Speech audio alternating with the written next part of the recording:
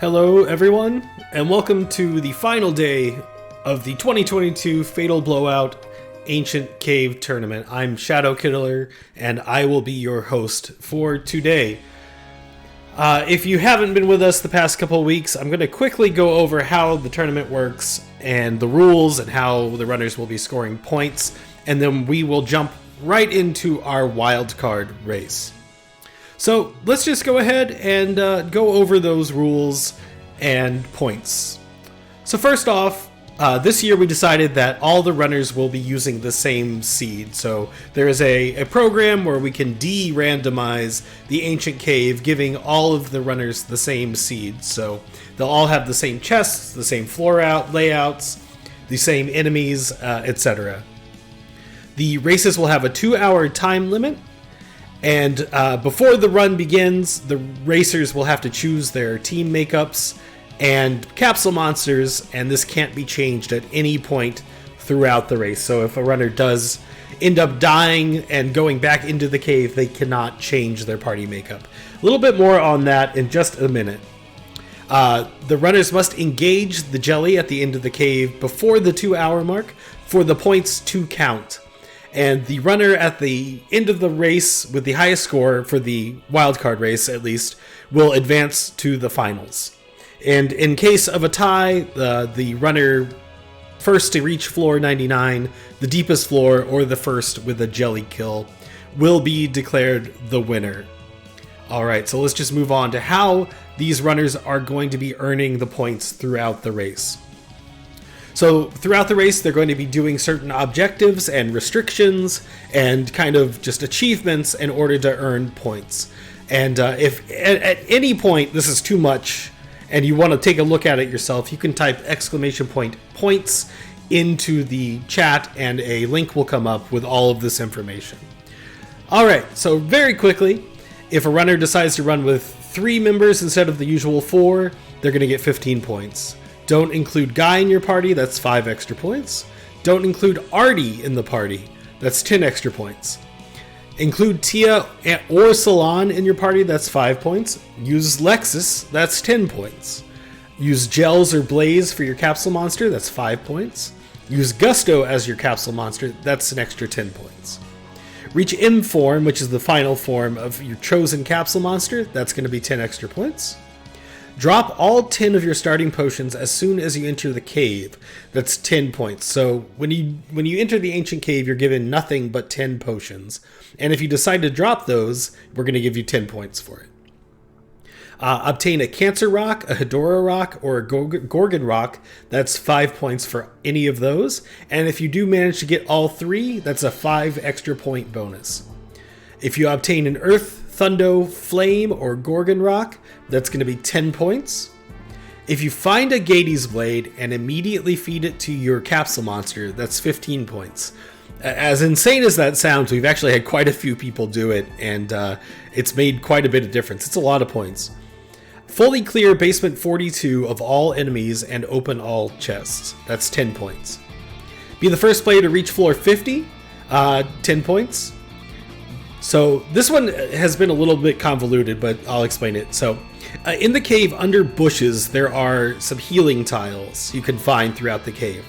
So what we want the players to do is to find one of those bushes, cut it open, reveal the healing tile, but do not use it. So we want them to know that it was there, but don't use it. And if you do that, you're going to get 20 points. Kill a blue mimic. I don't believe we've had anybody do this one. But you're going to get 10 points for that. Get surprised by the sirens and finish the fight by defeating them or running away. That's 10 points. You'll probably see a lot of runners do that one. It's a good one. Kill a silver dragon without the use of instant death. That's 15 points. Kill a gold gorem and a gold dragon throughout your run. That's 20 points. So for every 10 floors that the runners traverse, they're going to get 10. So every 10 floors, it's 10 points, with a total of 100 points for reaching the bottom. Self-destruct of the jelly. If you get to the jelly and you realize, hey, I don't have the things I need to be able to defeat the jelly, you can wipe your own party, and the game will treat it as if you have defeated the jelly, and we're going to give you 10 points for doing that. If you defeat the jelly before the 2-hour mark, that's 10 points. 5 extra points for every 10 minutes before the 2-hour mark. So at an hour 50, hour 40, etc., you're going to get 5 points for doing that. Defeat the jelly using that 3-man team you so insanely thought was a good idea. That's 50 points. Defeat the jelly without using a fatal blow, which is the namesake of the tournament, and the Decker Blade IP attack, which does 50% of the enemy's current health. That's 50 points.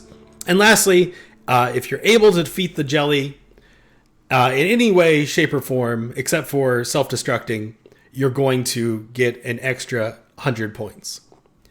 Now, this is the wildcard round.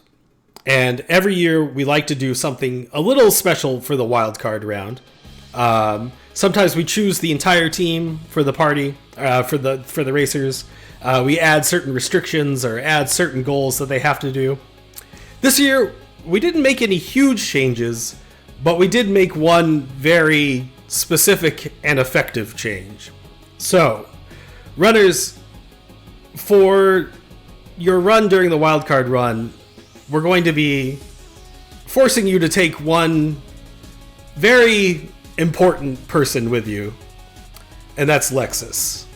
So all runners must take Lexus with them into the cave.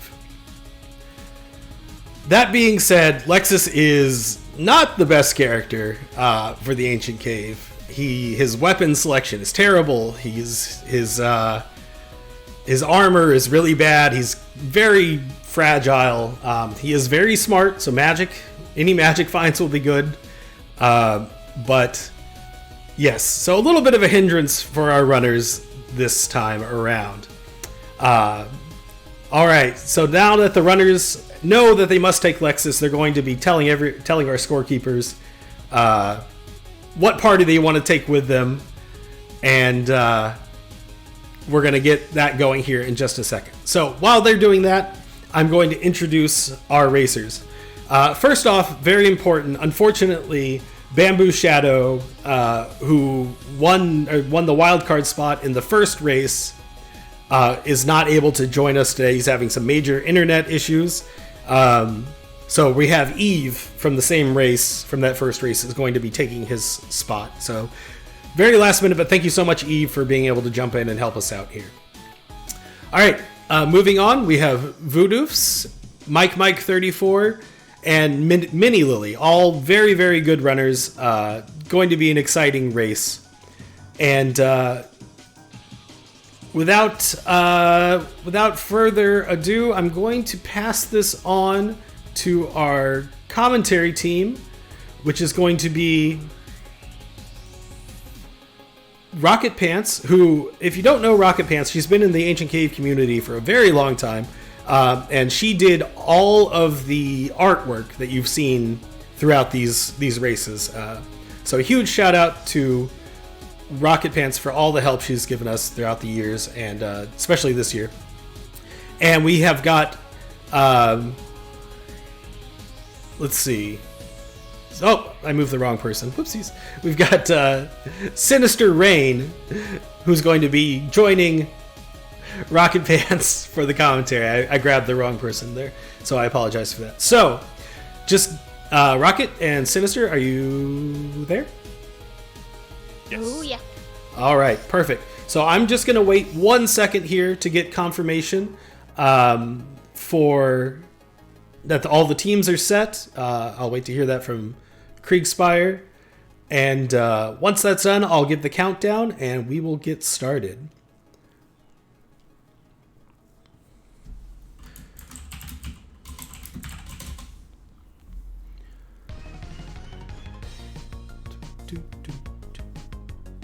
All right.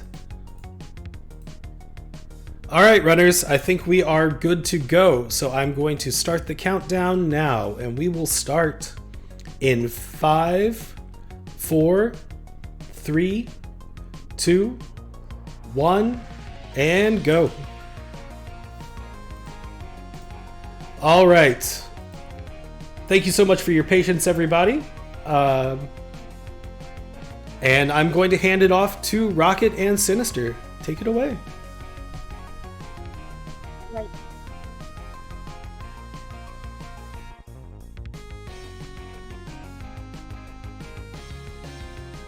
Alright, hello everyone. Welcome to this Wildcard Fatal Blowout. As you heard just before, we're going to take Alexis in our parties, otherwise they made up their party as they wanted. Trying to set up all of this here. Just a second. Alright. It's also with this year's rule set otherwise being pretty normal. It's first thing to look out for is, of course, party composition. If we got anything fun except Lexis, and there seems to be at least a couple who's bringing Tia.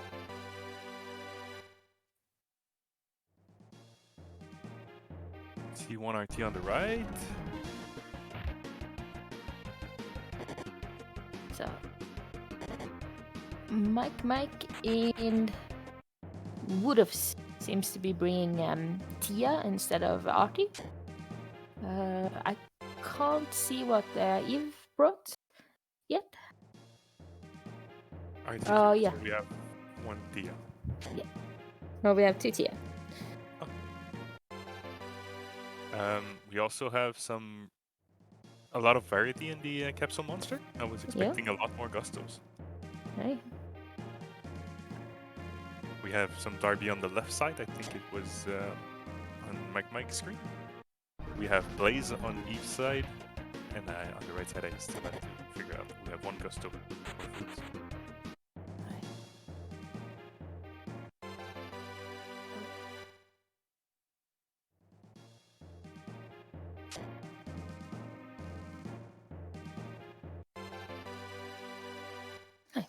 So, Gusto versus Gels versus Blaze.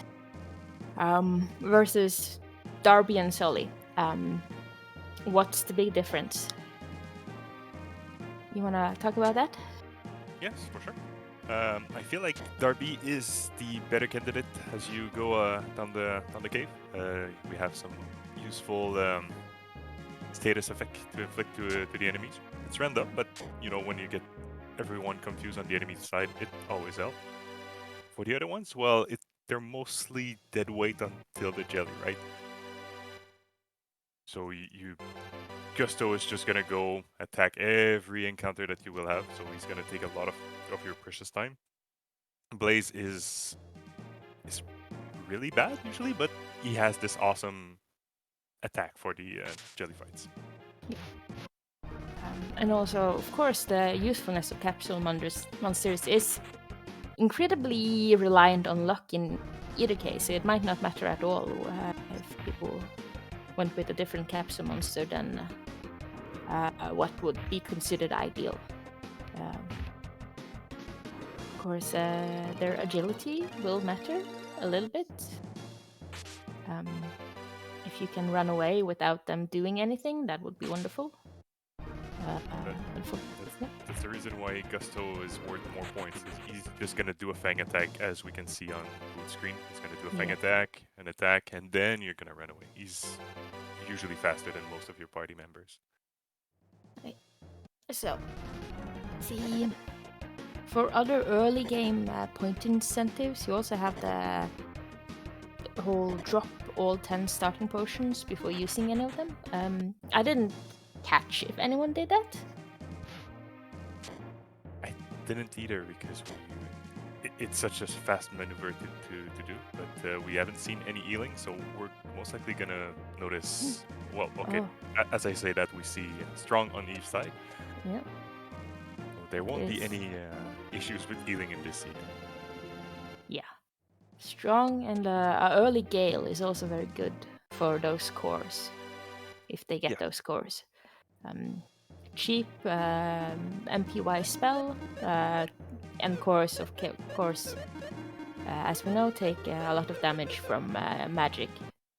So it's always nice to have like early cheap spell attack. And it's also a good boon for Boots.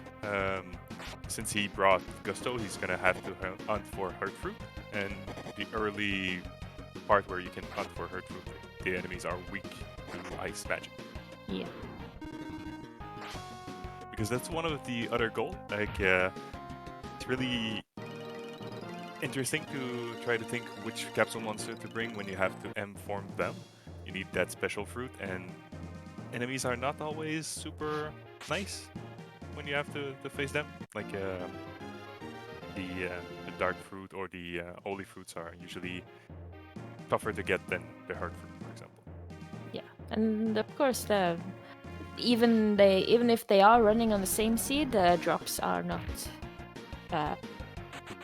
gonna be the same as that Exactly. is generated. That is generated by other parts of the RNG. So, if one person gets, for instance, a twist jewel drop, that doesn't mean anyone else is getting it. Oh, we got stronger too, so it Huh? would really be surprising if none of the runners end up with no heal, right? If with strong and stronger in the early parts, Right? they have to get it. We've got some early party rooms. Like I think I saw 2 different ones so far. Yeah. Really a solid start on this side. Haven't seen anything super specific beside the healings, but when you find a heal before floor 10, it's usually a good one. I think there was. Oh, yeah, we have a Firebird for Mike. That's a lovely spell. A lot of enemies are like on the mid range, early mid range are weak to fire, so Firebird is always nice to pick up. And I also think we've seen Fry being picked up, if I'm not mistaken. Fry and Firebird, you are bound to run to at least 50. Like you can fight the assassins, you can fight like most of the monsters you mentioned are weak to fire. So usually monsters that don't need a instant death, Fry and Firebird will deal with them pretty easily. Yeah. We're fighting some eagles. Like we were saying, the drops are not are still random, but they can either find this eagle rock that gives a lot of agility, and it also gives fairly easy experience to our runners. Yes, and eagles are a very nice tournament enemy to fight off because they aren't too dangerous and they give that little safety XP before you get to course, which makes you feel a lot more safe about running. You don't risk like, oh, oops, you accidentally got back attacked by buffaloes and now you're gone forever. Yes, Because and there's nothing worse than getting to red course and having 2 of them stay and kill 2 party members. Eagles usually make sure that you're fine. Yeah. Being killed off by course is very humiliating. So. Yeah, they're meant to help you, but yeah. So like we being...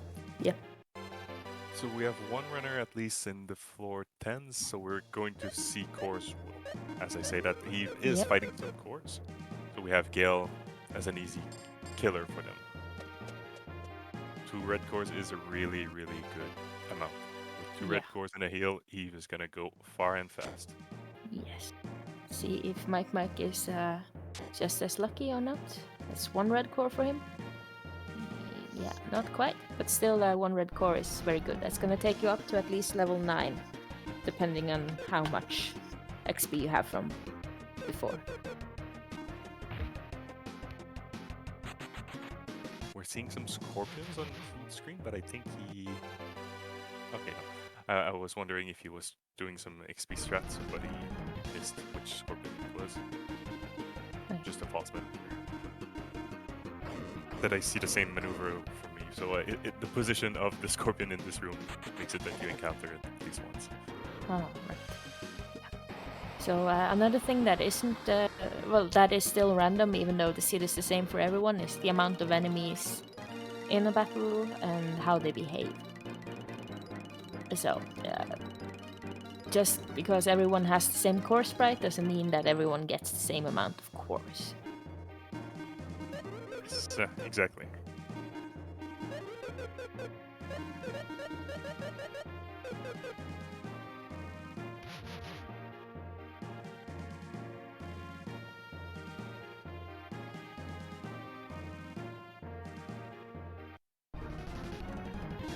So,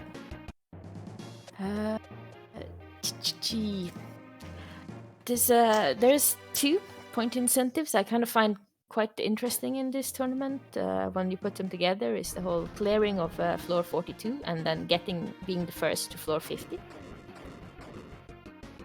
Because they don't work together. No, exactly. Like floor 42, if you don't have a deadly, it can take a while to fight those Hydrusks, Minotaurs, and other monsters like that. Right. So it's if you think you are far behind, then sure, just kill everything on, and the floor 42 doesn't seem too difficult. It depends highly on how many enemies there are, of course. Then maybe getting that little point incentive could be good. Otherwise, if you think you're going fast, then just skip it, run to 50. But you of course risk running into something quite nasty on your way there. At least floor 42 has some green cores, so it's a good floor to clear if you have to. Yeah. And we did see 3 more cores on each side, so she's loaded with at least 5 of them. That's a lot of levels. Hi.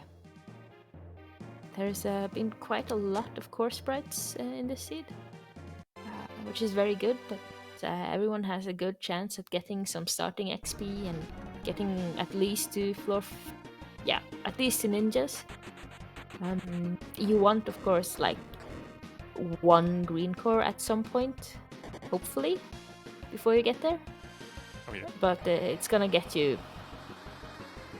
It's gonna get you there. Definitely. Ooh, a deadly rod for Mike. Now that's interesting.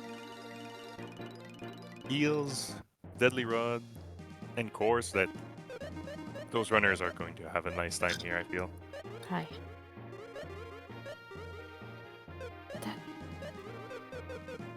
The deadly rod is a deadly item. You have a 80% chance of one-shotting any enemies that are weak to it.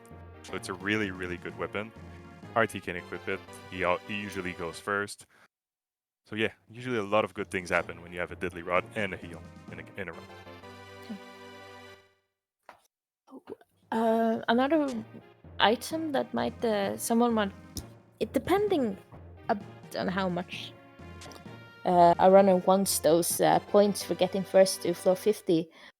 It might also be worth checking out the Cancer and Garbust floors for that Cancer rock drop. It's also worth some point in this format. So yeah, Cancer rock is 5 points, I think. Yes. So it helps you fight the jelly, and you get some points for fighting them. So I think it's an important one.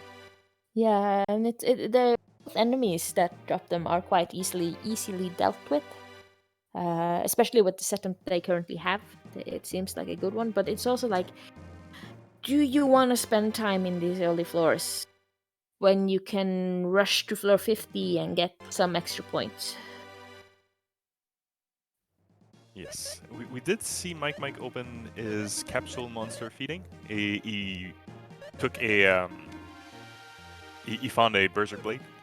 Like this item is usually pretty mean. If you auto equip and you don't have anything better, it's a cursed item that will lock Decker with a crappy weapon.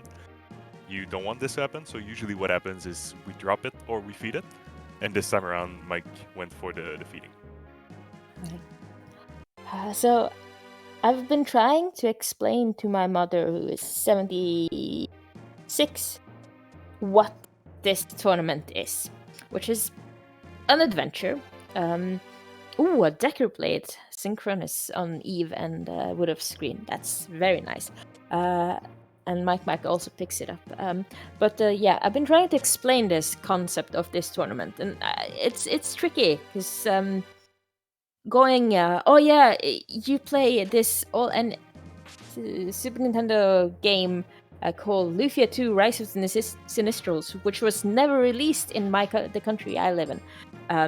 And then you go into this optional dungeon with 10 floors, and then in addition to that, you have this rule set which has been made up for this tournament, which will get you points. And at that point, I've lost most people I explain it to. So if anyone in chat or anyone at all have a good way to explain it to a person who knows nothing about computers, but is vaguely aware of the existence of video games, please let me know. That would be wonderful. Yeah, I did try to explain to my modder the same thing, and the explanation I had was we're going down 99 floors with enemies that moves like chess pieces, and you have to learn a lot of things going down. That's my resume. Yeah, it's like chess, but you have a lot more pieces and several boards at once. Yes, and once the pieces collide, you have to learn all of the weakness, all of the status effect. Yeah, lot to learn. Yes. Right. So I'm pretty sure everyone got the Deadly Rod. Everyone got the Decker Blade for sure. Yeah. And that Decker Blade, for those who are not aware, Decker Blade has this IP attack, which is the special attack that some items have. And Decker Blade's IP attack take 1/2 of the enemy's health, which is when you get to the jelly at the bottom of the cave, who has a lot of health, and you only have 3 rounds to kill him on. Taking out half of his health in one swoop is very useful. For the longest of time, we thought it was the only way of defeating the jelly. But as we see in the rule set, we have 3 party members options now. We were learning a lot about the cave, but the Decker Blade is the surefire way of killing the jelly here. Especially with Lexus, because he usually has pretty bad options at the jelly fight. Yeah, I think my favorite option for Lexus at that point is having a Lizard Blow, which is everyone can equip it, and it's fairly high finisher. But if I have someone else in my party who doesn't have anything to do, I would probably put the Lizard Blow on them before I put it on Lexus. Oh. Steve is trying to navigate a party room to get the blue chest, and it was an engage ring. Ah, yes. The wonderful item that no one has any use of. It's a particular seed that we have here. We had the Blaze Sword and the Engage Ring, which are, both locked to Salon, and Salon is usually the characters that no one pick. Hey. Yeah. Especially when you're forced to run with Lexus, then running with Salon is just hurting yourself. Oh yeah, you don't do that. Yeah. You shouldn't do that, even drunk. I also think there was like a Mirac plate. Yes. But at least Decker and Maxim can both wear that. So we're gonna see Mike do the same. I'm not sure if he's gonna go for it. Because we know that's an engage ring. Yeah, but he doesn't know that. It's actually exciting to see. Yeah, and with the blue chest, there's all of these special items you might get, which some of them are extremely useful, and some of them are absolutely not useful at all. But every time you see that blue chest, it's like the little treasure goblin inside of you goes, "Oh, I need that," and sometimes you shouldn't be going for it. But it's always tempting, no matter what. Yes. In the current rule format, we have the Gorgon Rock that provides some points. So at least one of the useless blue chest item is worth something. Yeah, and you always also have the Gades Blade, which you can only get from blue chests, which is a point incentive to. It's to feed it, right? Yeah, to feed it as soon as possible. Which is 15 points. So that's what made me pass into the finals, right? Like I found 2 Gades Blade, fed 1, and I won by 5 points. Feeding a Gades Blade meant a lot in that second race. Okay. We see some deadly swords here and there. Since they are past the floor 20, we're not sure if it's the good one or the bad one. Since they have a deadly rod, they shouldn't equip it, but it's an option for Maxine to have a 80% one-shot kill option too. Okay. And if you want to go really fast, if you're a kind of a gambler, then it's very tempting to just put it on and then see how fast you can go. Because it's gonna get you through fights a lot faster than only having the deadly rod. Well, ideally you have the deadly rod and you use it in a way where you only need to use that, but like it helps a lot. Still, it's gonna, unless you find a curse lifter, it's gonna hurt your chances at the end versus the jelly.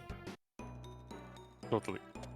Usually, you'd like to leave the Gorgon Rock on someone else than mixing. Yep. Let's see, Mike getting past the snake in the hallway. That's very nice movement from him.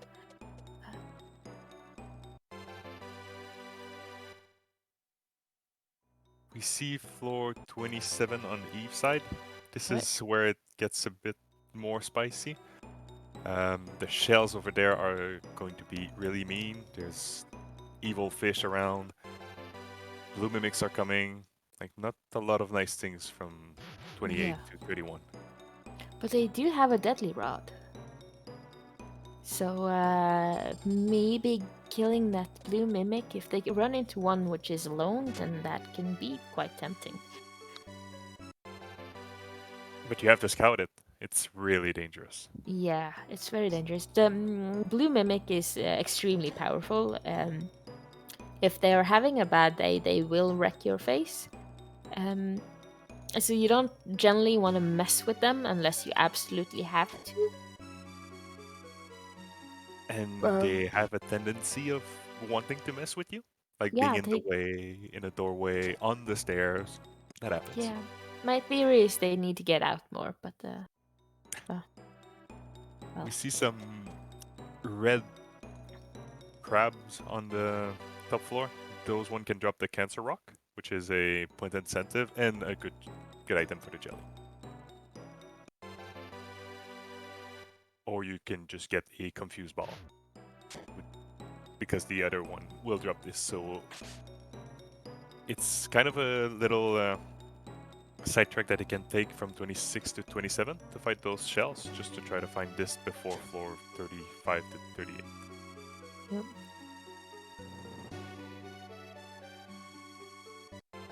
And like getting a confused ball isn't the worst.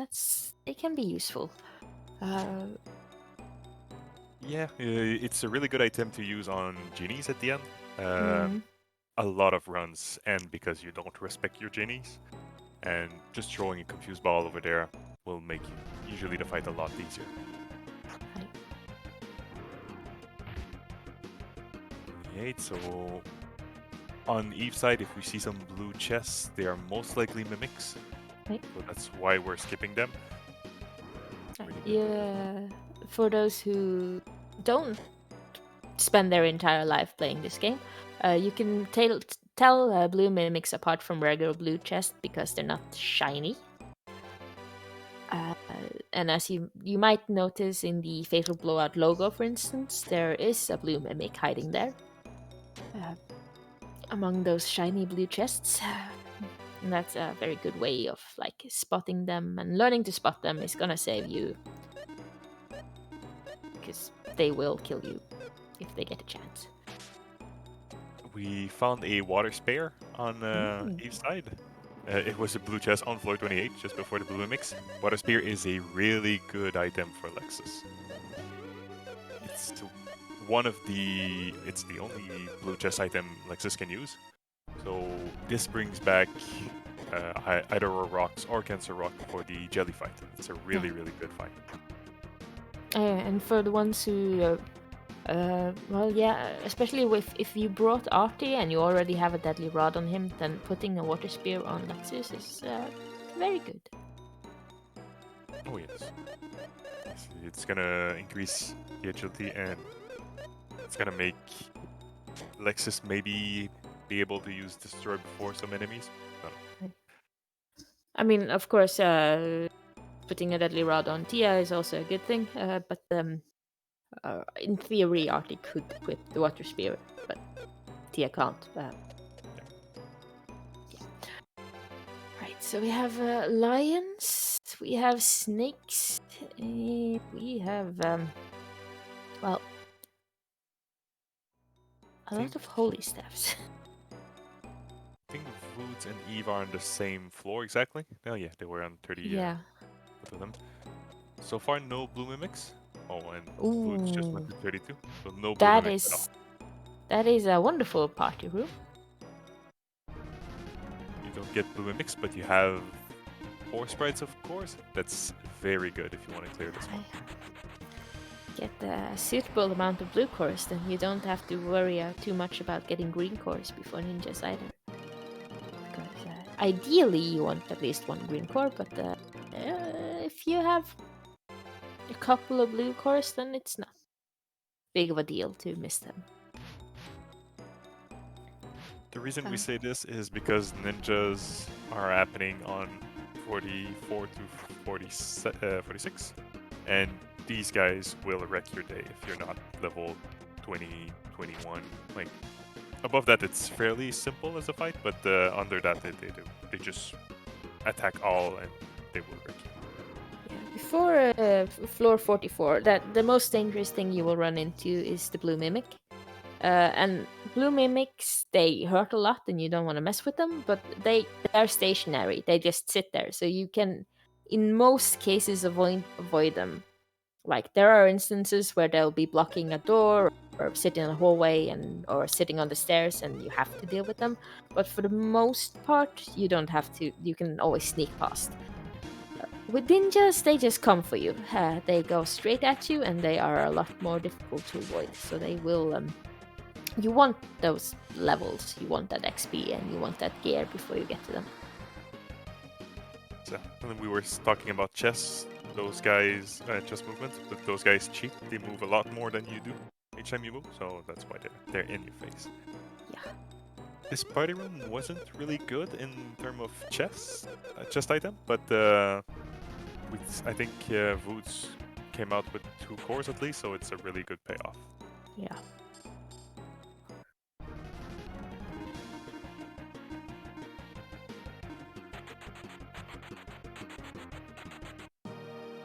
Because none of the enemies in that party room are really mean. They're mostly time consuming. Yeah. Maybe the bears could be a bit mean, but with the fact that they got a lot of red cores already and they are grinding blue cores at the same time. Yeah, I think the biggest problem with that party room is like that you kind of have to like watch your step a lot because you have teleporters, you have the armors that move in a certain pattern, and you have 2 enemies that are just slowly moving towards you, sort of, maybe, or so it's very easy to, if you're in a hurry or you're a little bit stressed out, then you move and oops, suddenly you have a teleporter on your face and also engaging an enemy at the same time, which is not generally something you want to be doing. Absolutely, or you can get trapped like Eve at this time. Played this nicely to get the back attack. Yep. One of my favorite thing with the seeds this year is the fact that we have runners that are at the same spot 30 minutes in. Like, it's kind of insane to have 3 runners in the same party room 30 minutes in. Usually there's easier floors, there's something happening, blue mimics, but with the seeds we make sure that we have a really, really tight race, and I love seeing this. Hi. And it's also very satisfying when you see something like a chest open at the same time on 2 screens or more. That's it's nice. And it's also like highlights like the differences in the movement strats people have and how they deal with moving and getting past enemies. It's funny to see that all 3 runners, they all went on the left side of the party room, and it wasn't the right choice. They had to go right. Yeah. So it's systematic. They went to the left just because they spawned a bit more on the left, I think. Yeah, I think so. I guess it just feels like all the cores are on that side, and you see the door, and it's like it just feels like it's easier to go that way, or to at least check that way. And then, yeah, of course, it didn't turn out to be the right way, but can't really know that beforehand. So fair enough. I know that we have strong and stronger on the board, but I don't think we have a lots of revives. We see that Maxime is dead, and he's left dead. I Yeah. saw one regain, one miracle there, but I don't think there's a lot more than that. So it might be one of the biggest challenge of this seed so far, to just manage who players that characters that are alive or dead, especially going into Assassin's territory. Also kind of interesting to see them. This siren hallway is going to be interesting to watch people navigate. They can get that back attack or double engagement or not. What? Ooh, and that is a lot of Garbosts. Oh wow! Oh, 4 of them. And if they want to go fast, they have Firebird if they have enough magic. But I doubt. yeah. I don't think Eve has a lot of magic. She seems quite a lone MP. But with the deadlies. Oh wow! Cancer Rock on the first one. Ooh, that is 5 points. Yes. So we got Water Spear and Cancer Rock. That means that Lexus is ready for the jelly. That's surprising. Like Decker is fine, Lexus is ready, so we have 2 party members that are ready for the jelly fight. Yeah. And like theoretically, you don't need that much on RT because you have like, even if you don't get a curse lifter, you can always do spells like Firebird. It might be a little bit weak, but it's okay if you get something big on Maxim. Still quite doable.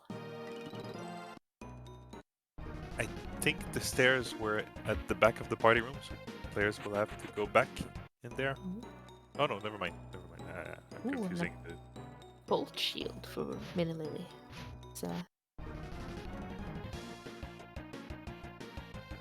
It's next to the stairs, so I guess everyone got it and we just missed it. Yeah, everyone should be getting it. Of course, the only person who can use it is Decker, as far as because I don't think, no one guy, so it would be a Decker only item. It's has a very nice amount of defense, which can save you. Yeah, like from the spicy fights later game. Exactly, that's money in the bank, right? At the end of the game, you have Archfiends that tend to use Thunder on everyone. Having Decker tank those really helps. Yeah. If you have, if they get any revives at all, then that's good. That can save them from being completely wiped.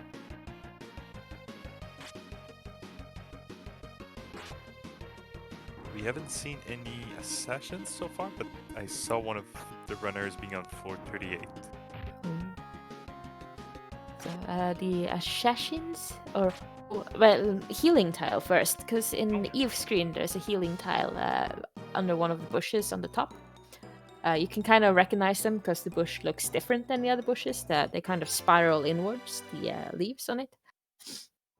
There is a point incentive for not using any healing tiles, but revealing at least one, as far as I've understood. Yeah, exactly. But I'm not sure they already revealed one, so maybe that was the first one and she just missed it.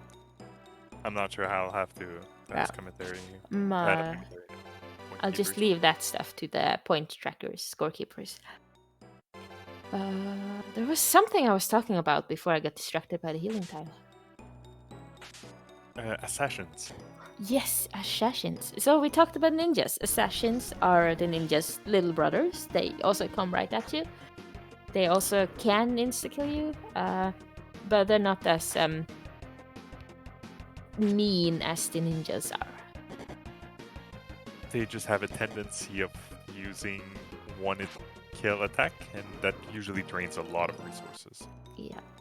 And if water jewel, I was gonna say that Mike is kind of in trouble here with one party member alive, and rally for Eve. So you do get rewarded after the Assassin's floor with a revive spell. Like there's a lot of things going on here. Sorry here. So Rally is the basic revive spell. It revives a party member with 100 HP, combined with Strong and Stronger. Usually runners will be able to do whatever they want with this. Like they're fine. You have a Deadly, Dagger Blade, Revive, Heals. All of the things are checked. And I think for Mike at this point, it's just a matter of making it there. Because we only have 2 party members alive. Yeah, Mike, I think he used Miracle on Tia, it looks like, because she has a lot of MP. So if he can get to that rally, then he's very good, in a good position. But yeah, keeping her alive until then is... it's interesting. Just gotta regain, as we mentioned. So I think the next thing we'll have to focus on is Eve clearing or not floor 42, right? Seeing as she's fighting Minotaurs here, is she on floor 42 already and I missed it? Because you don't fight those enemies unless you want to clear 42. Yeah, I don't know. I'm trying... Following 4 screens at once is a little bit tricky, even if they are on the same seed. She's past 40 for sure, but okay. Chat is confirming 42, which explains Okay, why yeah. we're fighting monsters explains facing it. in the wall. So the goal here is to clear all of the chests, so making sure that we don't leave any items behind, and we fight all of the monsters. It's a call to one of the categories we have in the speedrun community. It's the hundo, but we're doing only 1 floor. But there's a category that is the full cave like that. And as we saw on Vood's screen, he did open the healing dial to reveal it, but not use it. Oh. So that's points for Vood's. Aye. If he avoids using them for the rest of his run, of course. Yes.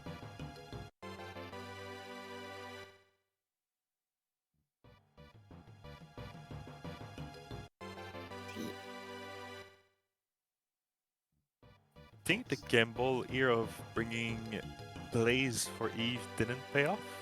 We didn't fight any evil fish, so there's no charm fruit on the floor, on the board. Yep.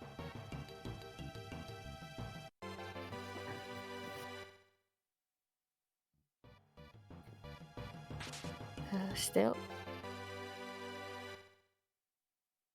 Again, capsule monsters is... I mean, they are quite tricky because there are some better choices, but at the same time, it's a lot of luck that goes into them and what they do. And you can have the right setup for a capsule monster, everything you need to feed them to where they do the most damage, and still have them do absolutely nothing. So it might not matter all that much. So. Yeah. So I'm pretty sure that Eve completed the whole floor 42. Yep. Even got some cores for it, which is Yeah. exactly what we need. At least one or two green cores, as you mentioned before. I'm pretty sure Voots is getting there. That's why we're doing an equip everyone fast, because we're going to fight a lot of monsters. Right. Mike is still stuck in the floor 35, 36 treasure room. I think Mini is catching up to this. Yeah. Yes, exactly. Same party room as Mike here. Aye. Mike went all in to figure out what was in there. I don't think it has paid off so far, but No, let's see that by the chance. he's fought all the Garbos, like the blue crabs, and I didn't see if he got the cancer rock, but I don't think he did. I haven't seen one either. we do see some ninja sprites though on Heath screen. Oh, yes. That's why we went back and we were trying to figure out if the other way was the correct way. That's usually what we do when we see ninjas. We're trying every other possible ways. Yes. You see a that ninja, way- you turn around. You go big nope and see if you can find any way to avoid them. Of course, now that we talked so much about ninjas, I kind of hope we get a couple of engagement with them to demonstrate what they're capable of, but also that would be mean towards the runners. So far, floor 44, you can dodge them. Floor 45, there's the stairs next to where you spawn. So I don't think there's going to be a lot of ninjas. I'm gonna let you talk about Prince Lizard. Yes, because Eve is fighting my favorite cave enemy, the Prince Lizard. They're kind of weak to fire. They don't do too much damage if you're decently leveled for their floors, and they have a chance to drop the wonderful Twist Jewel, which raises your agility quite a lot. And in this game, agility is king. Being fast lets you run away easier. How fast you run away is determined by the average between your fastest and your slowest character. So you want if you get the agility boosting items, you want to prioritize your fastest character, especially if they have deadly rod, so they can go first. And then you want to prioritize your slowest character, so you get that average up and you can run away easier. Nicely that floor. We spawned directly on the stairs, but there was a ninja on the left. So if you don't pay attention and you try to just run around in the room, you're gonna get side attacked by a ninja. Ooh, that's scary. It's a nice way of making sure that our runners are paying attention. But this also means that there's no ninjas in this seat. Like, you can dodge all of them with good movement or just good scouting strategies. Yeah, and also remembering to... Okay, so back in the day, we've always entered... you'll see a lot of runners doing it still, entering the stairs from the bottom up, going up. We did this it's to avoid because when sprites spawn, they face down. So Yep. if you enter, get out of the stairs from any other angle, you risk having an enemy spawn into a back attack of you. But going up means they can't face you in a direction where they can get the back attacks, which is why we've been going up the stairs. And then we did that for a lot of years until we figured out, you can just stand still and point up, so you don't actually need to enter them from the bottom. It's something that you do usually, and you forget once or twice, and you're like, and that's my run, because you get back attacked by dragons. Yeah. A lot of people, when they play a lot, they're like, it's not that big of a deal, doesn't really matter. They start to forget it, and then poof, back attack, and dead. And then you don't forget it. I'm pretty sure Eve is gonna get the points intensive for being the first on floor 50. Yeah. She was on 49. I'm not sure if I missed the stairs, but yeah, the other runners are before the ninjas here at this time. No. Woodov's getting 2 green cores there. Very nice. The cores, of course, having we haven't talked about them, right? Those familiar with this game or similar games, like Dragon Warrior, the cores are kind of like metal slimes in those games.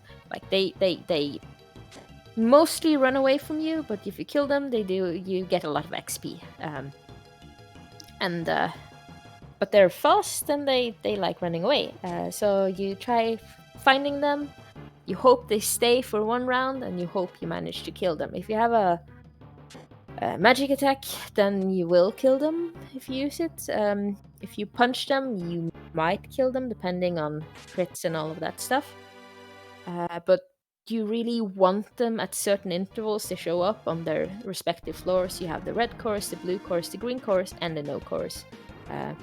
But the really important ones are like the early red cores to get you to where the green cores spawn, and then getting 1 or 2 green cores so you can tackle the ninjas quite well. And then if you find no cores, that is a lovely bonus that you really, really want. But it's not... It's if you've had decent luck until the point where you get to no cores, it's not going to wreck you completely to miss them. It was a great explanation on cores. Thank you. Oh. I'd like to thank chat for providing all of the resources that we have in the chat. We have the Discord that is a super nice collection of all the things we know about the cave. Hi. So, thank you for linking those. And if you're curious about this game, or you think you can do better, then join the Discord. Run. Try it out. It's fun. Yes. Well, as we can see, the runners right now have a pretty good pace of 1 minute per floor. Like, most of them, or not, are around 4:45. So that's a great pace, but you can go a lot slower and enjoy the cave a bit more. Like, don't be shy to just try it.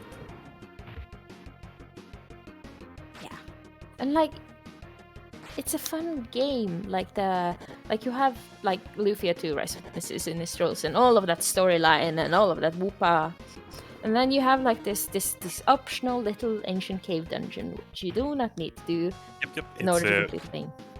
It's one of the last RPG on Super Nintendo that released, but it brings a lot of things. Like what we call usually the DLC has a lot of depth. It's super fun. Right, and the ancient cave it just tickles your brain in the right kind of way for like these kinds of games. It's an RPG, but it's also kind of a roguelike with the ancient cave, and it's a lot of fun. So try it out. If you're at the least bit interested, try it out. I highly recommend it. We see some feeding on Voodoo's side. He did pick up a deadly armor, which is kind of the beater blade that we talked about. It's a subpar armor that kinds of gets stuck if you auto-equip. So just by being more careful, you just fed it at this time. Yeah. I haven't seen any fruits that are... Well, we did see some magic fruits, but I don't think we saw any other drops. So far, I doubt we're going to see any M forms. Yeah. So Voodoo is making it to floor 50, and Mini Lily is getting on 41. So next one is the one that she has to clear. Sorry about that. Good job.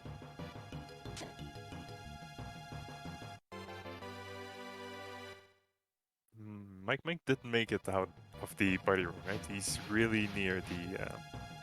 he has to be near the rally floor horde. Did he miss it? He should be either on it or very close. I thought the rally was on floor 41, and I see green cores and stairs. That's kind of yeah. scary. 41 on the left side, going up a hallway. So maybe he missed it. He could have.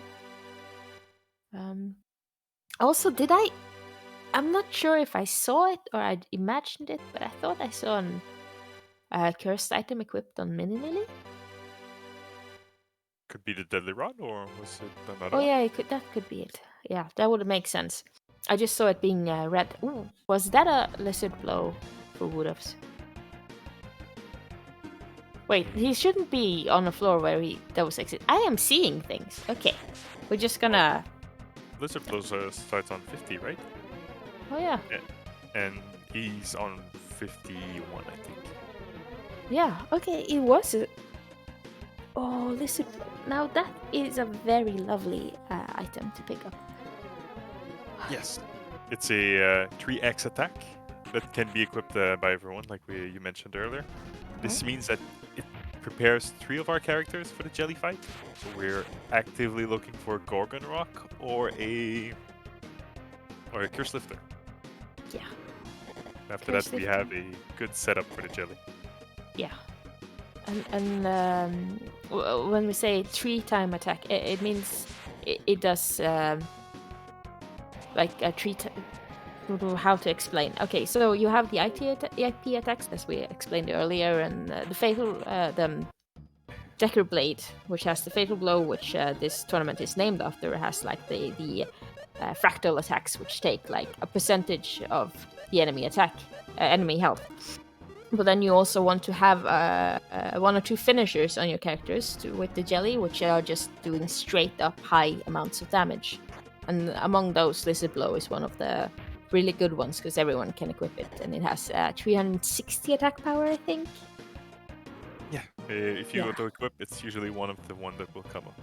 Yeah, so it's a really, really good weapon for the jelly fight. If you, because if you have only fractals, then you're gonna struggle with the last bit of health. But like having a finisher, a high damage item there at the end, or just a spell that does a lot of damage, then that's gonna seal the deal for you, so to say.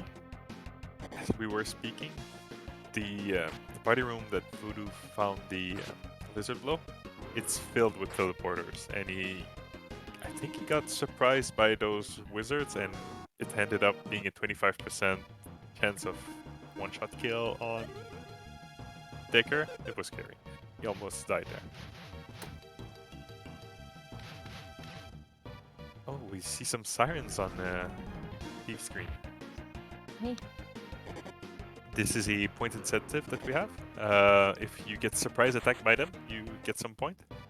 Hopefully they don't just run up randomly to this one, because the Drake there can like clean up the party.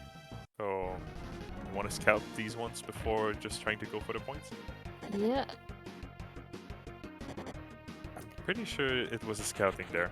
So it's Yeah, that was a scout. Okay, good. So the point incentive is if you get surprised attacked by them. Is that correct? Yeah. Exactly.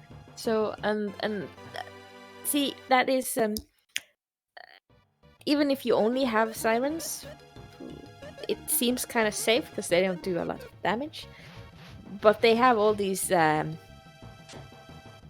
effect spells which they do, which put your party to sleep or confuses you and stuff like that. And they can, if you're really unlucky with those, they can take a long time to get away from. And as this one is teamed up with an armor date, it can also, like, they put you all to sleep, and then the armor date just kills you while you can't do anything. So I think Eve is going for the strategy of killing the ones that killing as many, like at least the armor date and one of the sirens, and then getting that surprise attack, and then it's easier to run away and get or finish the fight if you got surprised. Because when you get surprised, they will of course have one turn before you get to do anything, so they could just put you to sleep for like 6 or 7 turns. And RT is not cooperating. I think it's the 3rd time he missed the armor date. Yep. It's the thing with the deadly rod. It's 80%, but 80% is one miss out of 5 times, and that's a hot debate in the cave if it's really 80% or less. Yeah, you'll have a lot of people with strong opinions on that particular subject. Among the most well-known ones is the 50%. You either hit it or you don't, which is provocative for anyone who knows anything about math. There you go. The setup for Eve is done, so that was fairly easy to complete points. Yep. The movement pattern for them is usually moving horizontally once every 2 of your steps, so getting back attacked by them is fairly trivial. Yeah.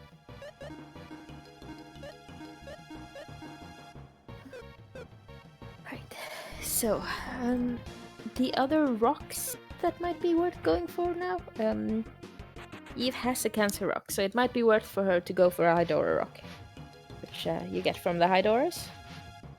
Which are these? Yep. Exactly. There's a point incentive, but I don't think she needs it to fight the jelly. No. Oh, she didn't get the lizard blow, so she might need it. Actually, you're right. Yeah, So and like the point incentive, like getting if you get both Hydora, Cancer, and Gorgon, then you have like that extra point in cheese fondue extra point incentive where you get. So like getting all 3 of those, there's 5 points for each of them, and then you get 5 extra on top if you get all 3.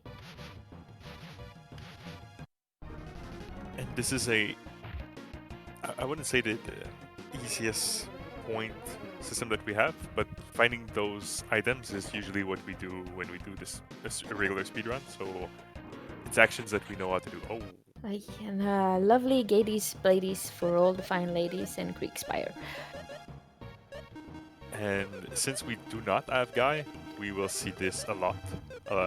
So we get 15 points, I think, for feeding it instantly. That's what Eve just did. Yes. Usually this weapon is one of the great alternative to the Decker Blade. It's a 8-time attack for 1 IP input. So it's really, really good at, for the fight with the jelly. But since we have a Decker Blade in this run, it's kind of not needed, so we will see most of our runners feed it. Thing about the Gadies Blade is there's only 2 characters. Yeah, only 2 characters, only Guy and Decker who can equip it, and you don't have Guy in your team in this tournament, and Decker already has the Decker Blade to use, so you don't need it.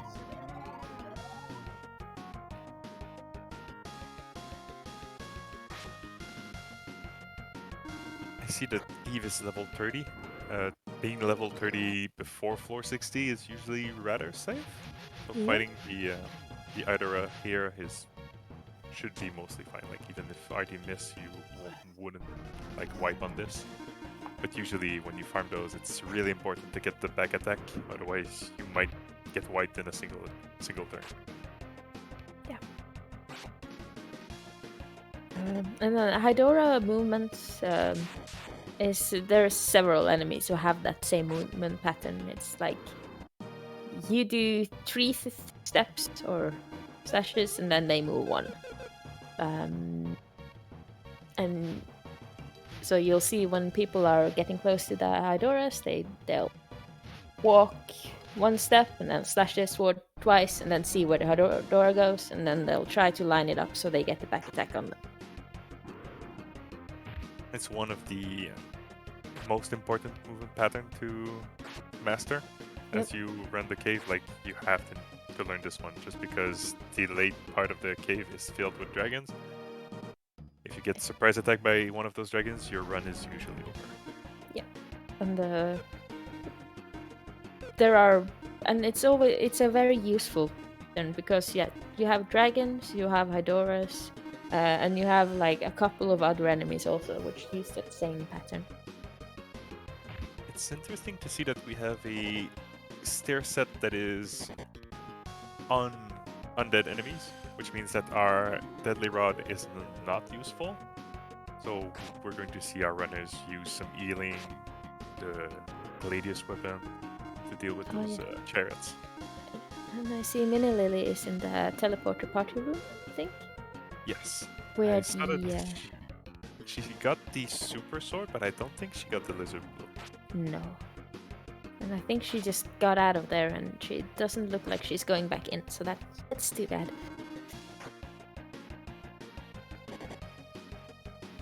I feel like the people that selected the seed selected that one really carefully. Like, you wouldn't be able to do better than this. Like, there's a lizard blow in a really dangerous treasure room. Yeah, there you go. Mike just got it. And the super sword. Nice.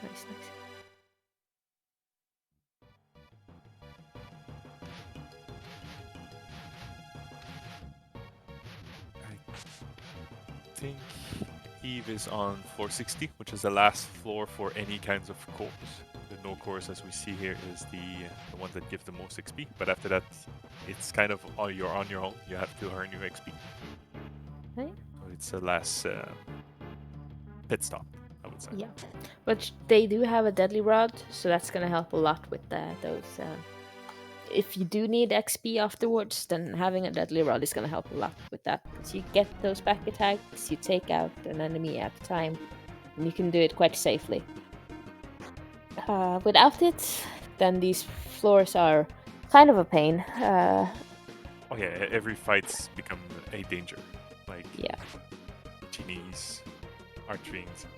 Yeah, they take so long as well. Even with really high levels, like Eva, as you said, she's in her 30 level 30 plus something, which is really high level, but still, without a deadly rod, those battles just take so long and are so annoying. So. Yes, and very luck-based. Like if genies start to do 2 of their special attacks, you're nearly wiped already. Very dangerous. I'm pretty sure Woods did the scouting on the sirens and is now earning the points. I don't think he got surprise attack this time. Okay. This round. Yeah, level 35 for Eve. That's a Here we lot go. of levels.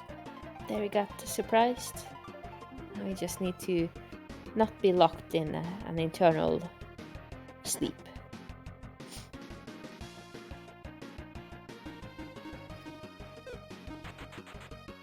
And he's out, and he got those points. Nice.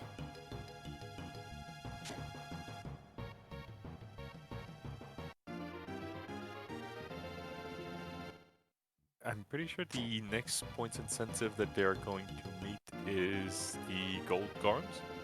We have to secure 1 kill on a gold gorm, and then after that claim a gold dragon to earn 10 points, I think. Yeah. So it's a 2-time challenge, like it's in 2 parts. We didn't see anyone deal with blue, so those extra points could be nice. Also, like, I would rather fight a gold golem than a blue mimic. Yes.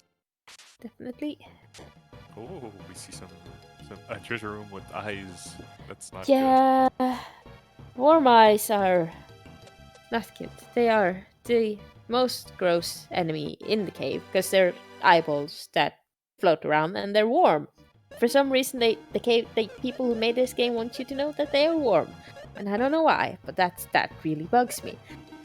And they have like this movement pattern where I think they share with some other enemies like buffaloes, where if you are on a line with them, they just come right at you quite fast. I don't know exactly how many spaces they move on one of your turns, but it's too much at any rate.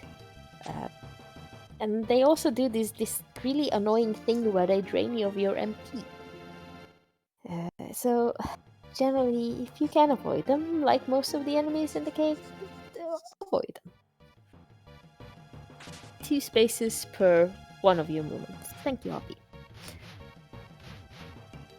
It's really easy to just think you're safe and run, and then get side attack or face check right into them. They get 2 attacks each turn. When there's 4 of them, you can wipe. Yeah. Once again, I don't think they can wipe because at this point they're level 30, 35.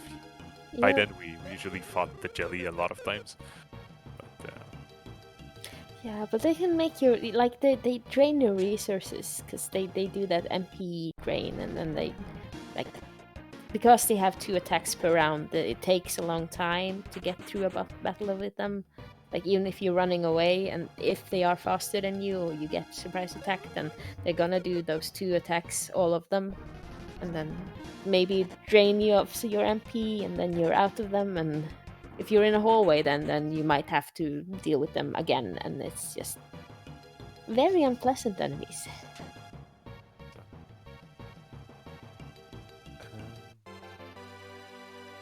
Eve is fighting some green plants. They're not really tough enemies, it's just that they can confuse. Yeah. When your deadly user is confused, bad things can happen. Yes. Don't even need to be your deadly user. It can just be like Decker murdering everyone else in your party. It's We see Voodoo fighting some Behemoths. Those guys can drop the Earth Fruit, yeah. and which means that he could have the resources to M-form Gusto. The seed has already at least 2 or 3 magic fruits, so making feeding a bit more easier than your usual run. Yeah. Oh, that's a nasty party room on the Eve side. There's some highs, dragons, gold gorons. The mix that you don't want to see. And we've mentioned feeding capsule monsters a couple of times. And I'll admit I do not understand it well enough to explain it to anyone else. And I don't want to try. But if you're interested, there are guides on it. Join the Discord. Or just nag the people who are good at this game, who are either playing in this tournament or on commentary, except for me, to explain it to you. Because it's really interesting, but it's also very, like, involved.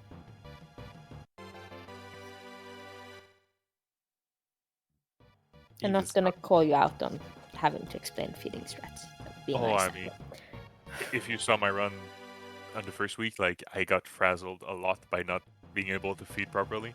So yeah, I'm not the one either. Like it's not a skill that is.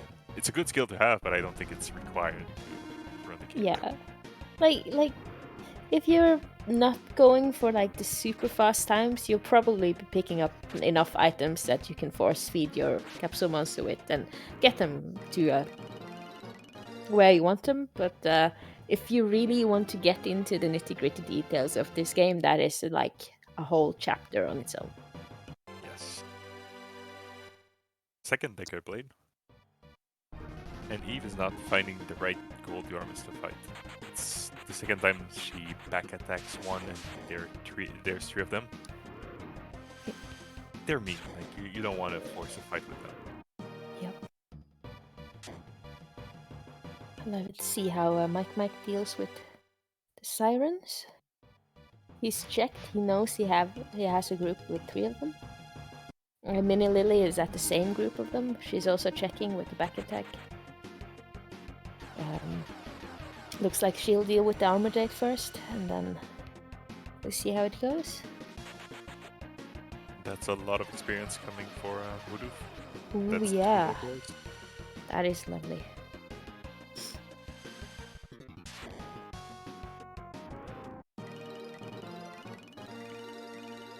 I'm surprised that we're seeing some white dragons on screen. Okay, they went away. Good.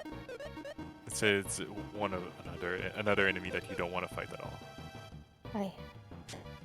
Everything 60 to 70 usually.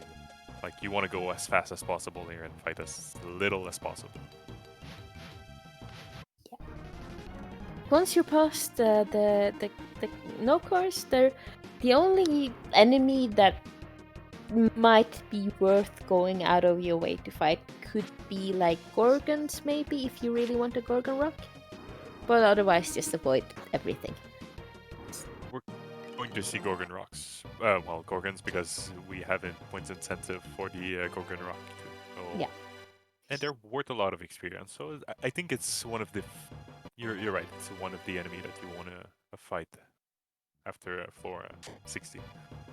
Right, and it's also like I like to call it the desperation fractal. It does like 1/8 of the enemy's health, and everyone can equip it. So it's like if you have a character, you don't really know what to do with them, you don't have much of weapons on them, then a Gorgon Rock is quite nice. Yeah, and it's the perfect backup if you didn't find a Curse Lifter for your main deadly weapon user. Yes. We saw Saw some nice footsteps there with Lily, trying to make sure that this was a back attack and not facing either of us. Yeah.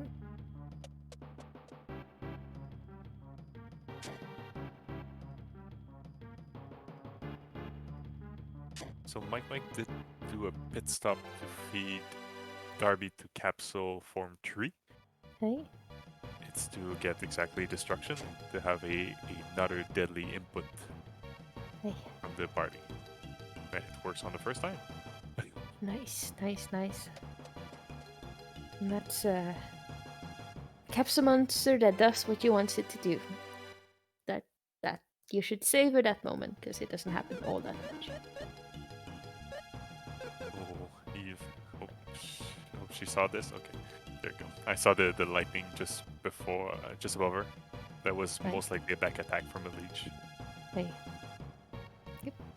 See, Mike gotten his surprise attack by the sirens, and everyone's asleep and confused in Maximus' case.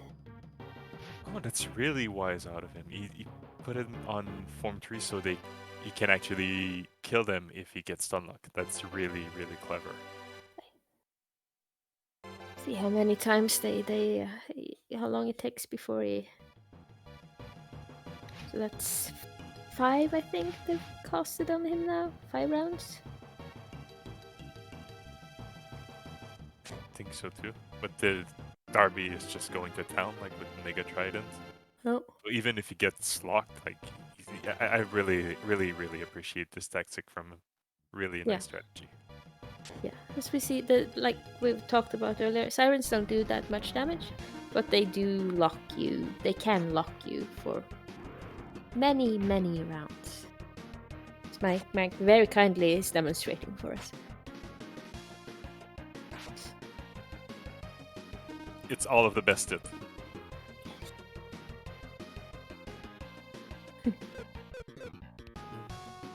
I do not like what I see on Voodoo's screen. Opening the menu to check if you have a smoke ball against Gold Garns. Okay, there you go. Oh. One of the important items that I don't think we saw is the smoke ball. This means this makes the run input go on the initiative of the player, the character using it. So when you're fighting those nasty monsters, having Tia or RT use those will feel like a get out of jail card. Yeah. I don't think we have one on the board at this time, and he was looking for that. And then I think everyone's found the gate displayed now. And everyone's fed it. It's good. There you go.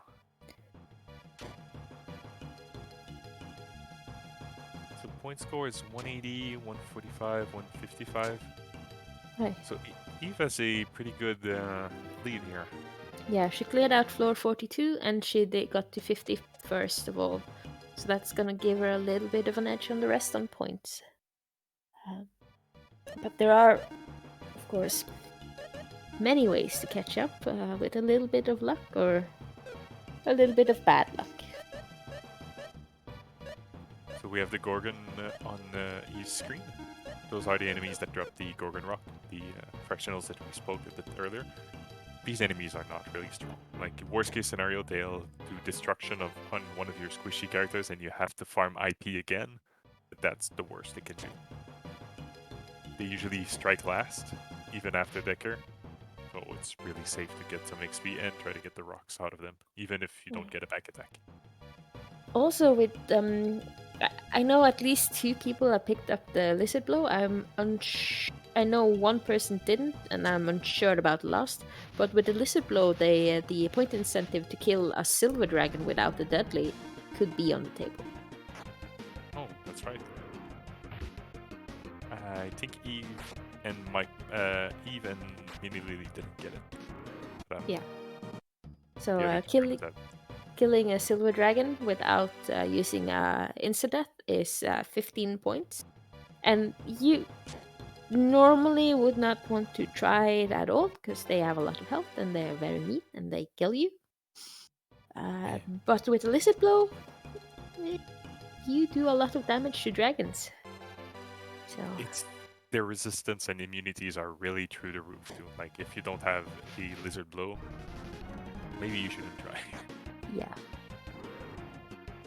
I mean, I wouldn't try without lizard blow, but I know other people might have some good strats for it without it, but I wouldn't know what that would be. Mini Lily is on 61. We see some Ginnies on Eve's screen, so there's something like 10 floors in between both runners. Huh? Usually Ginnies starts on 72. So it's still a pretty close race. Like if the biggest gap is 10 floors, like it's still a really small gap. It's one party room, it's one battle way, and everyone is on the same page.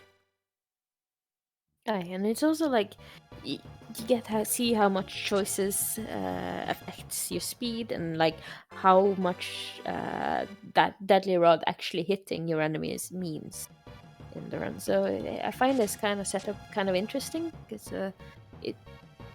it's more focus on like what choices to make. Like there's still a lot of RNG and luck involved, but like those little choices you make, those little things matter more than when everyone has their own seed and you kind of hope you get a little bit of a better setup than your other contestants.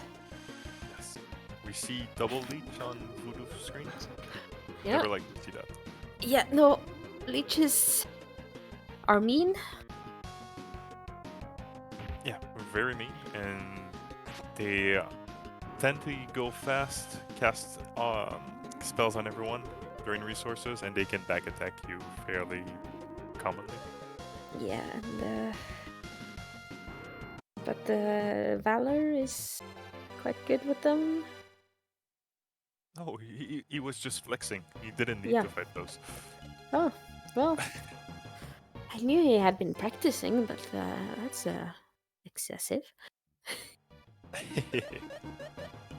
So everyone got the magic scale out of the party room with the first evil eye. It's not the best armor, but it's giving agility, and it's really good. Like to have agility from this slot because usually armors don't give agility at all. Yeah. You always want agility. It's makes you go before your enemies, and you want to go before your enemies. And it also lets you run away.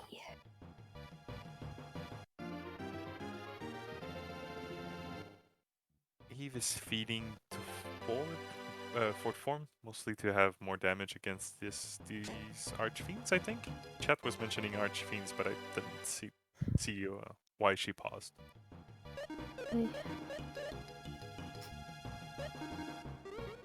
I suppose Mike already has his jewel. I didn't see if he got the Earth jewel, but otherwise he could have farmed the Magma Rock on these guys to get some the points. The points incentive is to get one of the Elemental jewel, and Magma Gorems are really not impressive as enemies. You can fight them easily for the drop. Especially with a deadly rod, and when you line them up for a back attack, then they're basically pushovers.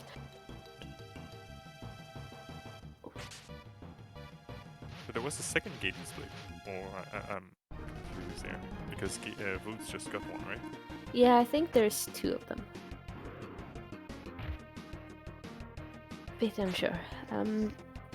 Oh, another thing with the magic scale is some enemies in this game are like most of the time you don't worry too much about your MP resources and all of that because you're gonna pick up some brain stuff, MP regain things, but if you're unlucky you don't get those and you want to save your miracles for reviving people and you run into genies that drain all your MP and you're stuck there without any MP, and that's kind of unhelpful. So that is where the magic scale comes in clutch, because they give you a little bit of MP from their IP, which can be like a clutch save in certain situations. It's also like one of the few items that I think it boosts your attack power. Is that right? Yeah. So It's 10 agility and 10 attack power. yeah. So that 10 attack power don't sound like much, but it's very useful, especially when you get to the jelly, where every little bit of damage you can get really helps you out. We can see on the top part of the screens we have Voodoo and Eve in the same room, and we have two different strategies with the same enemy.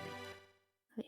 Eve is doing it with I don't want to deal with this at all, and just keeps encountering, fleeing those Archfiends and Ice Rogue, while Voodoo just went in guns blazing, like he blew out all of his IP just to deal with this enemy to move through and go further.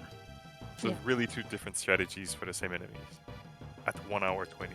Like, it's insane for the cave. It's so exciting.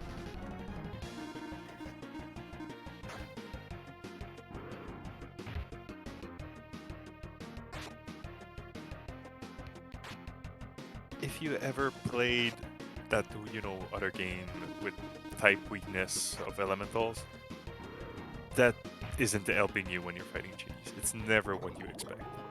Yeah, genies they're special cases. You're like, Earth enemies, yeah, they're weak to thunder. Like, what? Like, this isn't what we learned in this other elemental game that we all know. But it's a good way of dealing with them. If you have Thunder, Firebird, Ice Valk, all of those elemental spells, they have around 1,500 HP. So 2 or 3 a good spell on them will kill them fast.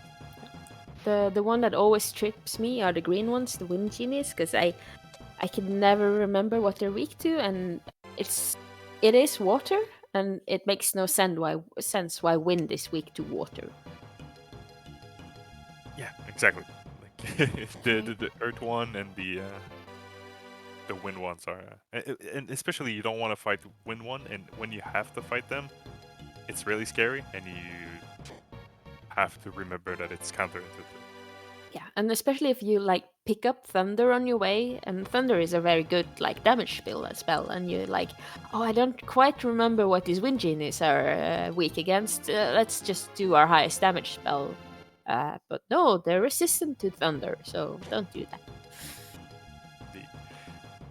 We saw champion. I think we did the full loop of healing spell in this seed. We had stronger champion, rally, and valor. We're just missing poison, right? Yeah. And unlike what the name implies, poison does not actually poison anyone. It heals poison. We're seeing some nice strat on Mike's screen on how to deal with white dragons. Right. You don't want these guys to start around with full HP, otherwise they're going to most likely murder your whole party. You need to damage them so they go into this healing mode that they have.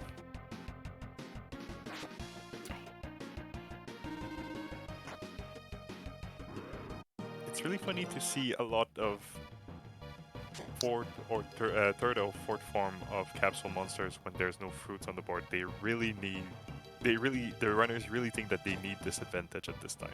Yeah. It's also very nice with these tournaments when you get to see other capsule monsters than the usual ones. That is probably one of my favorite things about the tournaments, is when you get to see those capsule monsters that aren't used a lot getting fed and put up into higher forms, because it's always like, oh, hey, this is a new thing. I've watched people play this game for 10 years or so, but hey, I haven't seen this form in like 4 years. That's fun.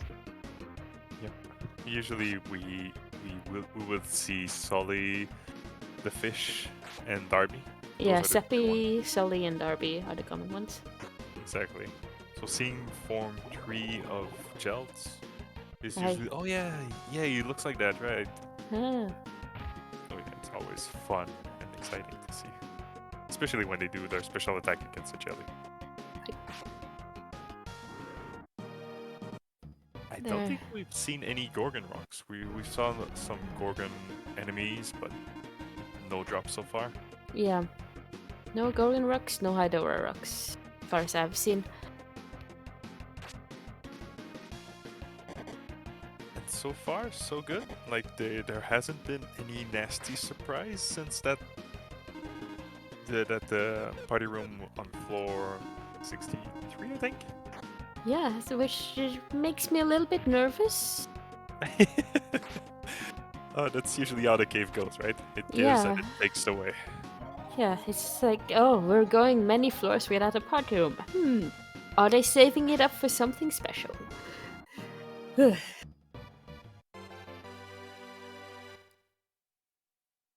But of course, there's an equal chance to get a party room on every floor, so it doesn't really matter that much. Yeah, exactly. It's just when you ask runners, they're always mentioning how the cave is sentient and knows things.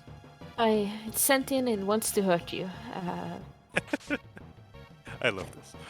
Yes. But yeah, no, it's just math. Actually, in actuality, it's just maths that wants to hurt you. So it's okay. Mike is not having fun with this Archfiend Ice Rogue combo. No. And that's one of the case where Tia is not as good as Lexus here, as No. Artie, because she won't be going before this Archfiend. Yeah. So, That's yeah. Go ahead, sorry. Yeah, that's the payoff with like because it's just Tia is she's the second fastest character I think, except for Artie. And like you can pick her instead of Artie, and it's like approximately equivalent, except that she's a little bit slower, and that little bit slower does mean a lot when it comes to the cave, where agility is king basically. So. Thank you for this. As we can see in the chat, there's a plethora of links. This is all of the resources that we have for the ancient cave. So we have the Discord over there. We have the runners. Like, give them a follow. Those runners are really, really good. They run often. So if you really like the cave, like give those guys a nice follow. Hey. And we have the points sheet at the end too. Yes. So if you're wondering how can Mini Lily close the gap here, because she somehow snuck in at second place. Like I didn't see this happen. It's still really tight. It's 1 hour 30 in the run. Our runners are around floor 70 to 80, and there's 25 points difference between the last and the first place runner. This is really tight. And for anyone wondering, the runners all have 2 hours to get to the jelly and engage it in combat. After 2 hours, this is over, and it's who goes on to the finals is decided by points. So if everyone dies at 1 hour 50 minutes, then yep, gets to the jelly. But if someone gets to the jelly before those 2 hours are up, then we'll get to see their fight with the jelly, and then we'll count out the score. Yep, as Chad is pointing out, I think we found the nasty surprise here. 2 Archfiends. Oh, There's a Jenny. Yeah. I think this is where we break the runners. Like it's gonna be a make or break in this room. I think it's gonna be an interesting one. Yeah. Oh. And then Wolves, you see Tia missing with her deadly on one of the copper dragons, which copper dragons are the nicest of the metallic dragons, but still missing one of them is not very fun. Oh, and another misfit, yeah. 2 Cinder Blast is not good. Oh. It means that all of the IP is gone. Decker is going to survive that, there's no worries. Yeah. But it's just, you have to farm IP again. Yes, you have to start over that entire thing. The third Cinder Blast, yeah. Wow. Usually you fight them, you have to mess with them so they cast this attack and you can actually fill IP. But these one were like, hey, we're giving it all the way now. Right. Oh, and it's Wind Genies in the party room. It's all of the nasty monsters. The Wind Yeah. Genies are the worst of the lot because they're the faster one. Yeah. Usually you can have RT go first, cast champion, so that way no one can die from one attack. But since they are faster than RT, this means that this won't happen. They will go before. Good for Heath. She made it out alive, and I think we see the stairs there. Yep, we saw the stairs. And the strat here was just like, let's go. Like, Yeah. she did a loop around for one of the Archfiends, and just go. Yeah, at some point it's like you don't want to engage a lot. You want to avoid enemies as much as possible, especially archfiends and like the metallic dragons and genies. But at some point, how much time do you spend trying to like loop them around and being clever, versus just hoping there's only one of them and that you can run away from them? That's where all of this experience is coming in. Difference between being level 28 here and 40 or near 40 as they are means that you can most likely survive most of the attacks combination that they can do. But it's wise from our runners here. They have 30 minutes to do the 20 most difficult floors. Okay. So the timer here is pretty good. Yeah. Like in a tournament, again, you have 100 floors, you have 2 hours. So you try to spend like 1 minute per floor average, 1 or 2 minutes per floor. But some floors are gonna take longer and some floors are gonna be shorter. So it's a lot of, and especially when you get later on, certain floor setups, certain party rooms are gonna delay you a lot. So you want that little buffer zone as much as possible. We saw 82 for Eve.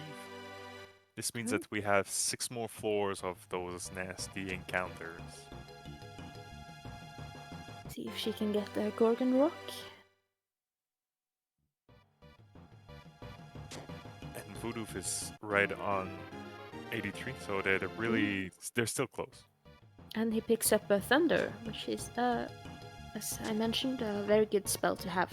Especially if you don't get a Curse Lifter and you don't get a Gorgon Rock for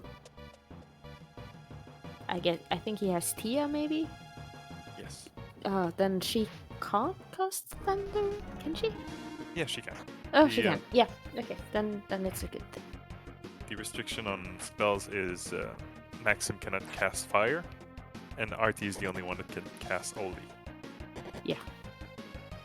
So yeah, if you don't get a Gorgon Rock and you don't get a Curse Lifter for your Deadly Rod wielder, then Thunder is a good backup.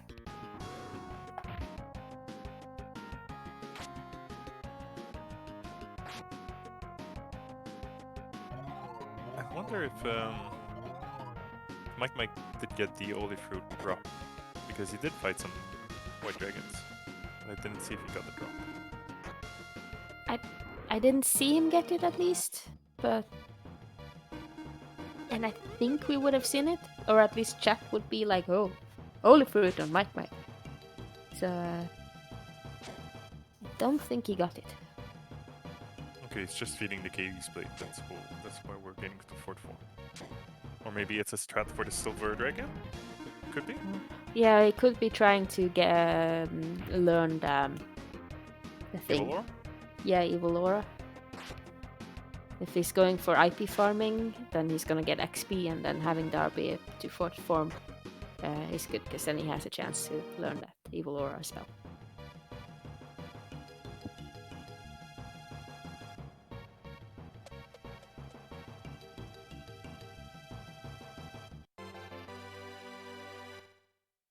$85 on Voodoo. I think Mini Lily is closing in that not so cool party room. Yep.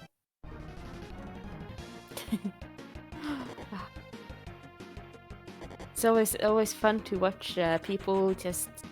I'm high level. I have health and gear. I'm just gonna walk past these Hades wagons as efficiently as I can, and not even try to like sneak past them or bait them out or find some clever way of getting past. It was a nice gamble to maybe get some IP, but turns out that maxing. Yeah, lost maxing all type. of it. So yep, too bad. Because usually if they don't focus, they won't kill a party member. So it's a good way of getting IP on the side. And I think he got IP a little bit earlier from those copper dragons. I think only Decker lived. Yeah, but I didn't pay attention if he went back in again afterwards. I know he regained 3 characters and then engaged again, but I don't know if he actually stayed and farmed IP on them. Or Oh, we found Zap. it doesn't look like. Yes. Zap is the best attack spell for RT, but he doesn't have RT, so it kind of it dies there. As we can see on Eve's screen, it's the same room, but trying to avoid the chariots instead of just going through. Yeah. Same room, different strat. Yes.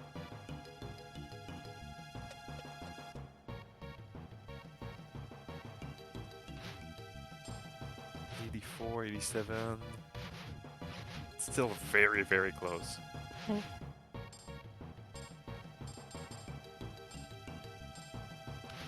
I don't think we've seen any curse lifters, and Gorgon rocks are not dropping. Yeah, no curse lifters, no Gorgon rocks. So it looks like our Deadly Rod users are stuck with casting the highest damage spell they have. Yes, this is gonna make RT a lot better, I would say, than Tia, because we have Zap in the seed, which should give an advantage to the RT players here. Yeah.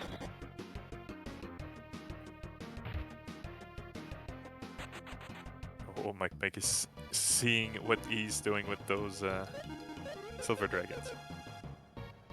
I think he's going for it. Yeah. That Does could have be, a lizard blow, so could be the 15 points that he's looking for yeah. to catch up. That's a lot of damage. I'm a bit unsure, but I think from that you only need to kill one silver dragon without the user Instagram. So yeah. Deadly rodding one of them and then killing the other with lizard blow spell punchy combo. There you go. The flying blow was a nice addition there. Well done. Yeah. From Mike. Yeah. Flying blow. Yeah. Possibly exactly. one of the most underrated items in the game. That's a really niche tactic, but when you gotta do what you gotta do, that's pretty good item.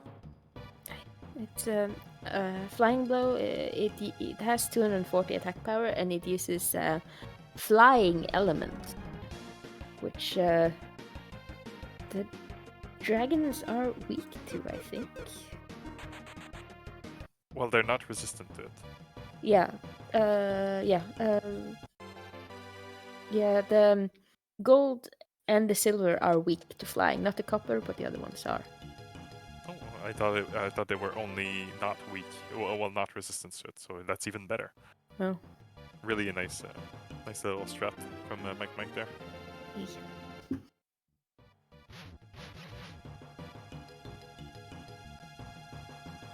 So this brings Mike to 190 to the 195 of Eve. Right. This is fight. Yeah. And after that, whoever wins this race has to, well, congratulations, run again. Because we have Yeah. the final coming up right after this. You get 10 minutes of a break while the new stream is set up, and then you gotta go for 2 more hours. Good luck. This time around, it's player's choice, so there won't be a sneaky Lexus in the party. But still another 2 hours in the cave with the same rules set. Yep. I saw 88 for Mike, which means that we're past Archfiends. It's always nice. Once you're past Archfiends, it's most likely on you.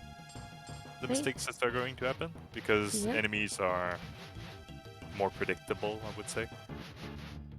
Yeah, you get 2 types of sprites, the dragons and the teleporters. And both have like predictable patterns. The only like problem is if there's like they manage to trap you somehow, or there's a lot of them and you don't have the room to maneuver, but both are like predictable enough that you should be able to get past them without too many issues. Or you have a situation exactly like what we have right now. A dragon is Yeah. not moving from the doorway, and there's teleporters and other dragons, so you have to count your steps. Right. And Voodoo's ear shows that this wasn't the strat because the dragon at the back is only 1 copper. It's true. Bold action just went through and won the day there, Risking it for the biscuit, paying off. and not getting Lovely. punished. Yeah. Because it could as well be 1 copper or 2 gold dragons, and if it's 2 gold dragons and you don't take your time, yeah, you're most likely wiped there. And there we have the 2 silvers. But yeah, dragons. These guys are also why you learned Hydora movement pattern, because they have the same one, and it's very useful to know it when you get down here. Woods is going to use Dragon Rush on this silver dragon.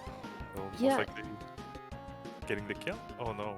Oh, ooh, he might be in trouble. And he went for the attack with Tia on the same one. That sounds like Oh a mistake. yeah, Tia missed. Right, because he had Oh, the and surprise that's round, why. and then yeah, That- that's too bad. Oh, that's a shame. Can we have some GGs for Yeah. Foods in the chat? He really pushed it. It's unfortunate there. Yeah, that is too bad. Yes, F in the chat. Sorry, I said the GGs. F to show your respect. And that's why you don't mess with dragons. Exactly. Yes. This can happen, and yeah, happens to the best of us. Right.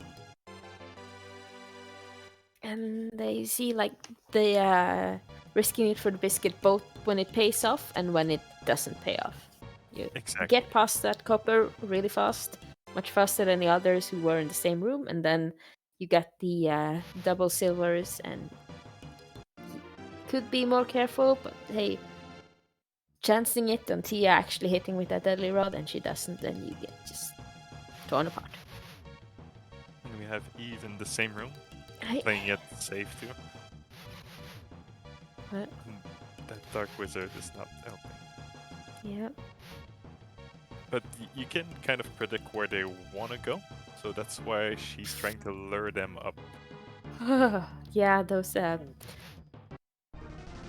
those dragons make me nervous. There you go, very well done. And she deadly also missed the silver. So most likely she'll no, she won't run away. Does she have a smoke ball? No. I'm kind of confused now. And she didn't have a smoke ball, and she didn't run away. She was hoping Artie would hit again, hit his deadly on the second try, and he didn't. But the silver dragon is being Very friendly. nice, and hits it on the third one. Decker in the back like this will most likely not die to anything they can throw. It's just a matter of saving IP here. Yeah. Although that Safety miracle strap? No? Okay. yeah. So the copper won't kill her, but And when we were discussing this, Mike got into the worst Dragon Con ever. yeah, a gold and a silver. That is not where you want to be without the smoke ball. I don't know what happened, but he's in the middle of a lot of dragons with a lot of green wizards around it. That's not where you want to be. Ooh. Well, at least his deadly rod hits, so he got the gold out of the way.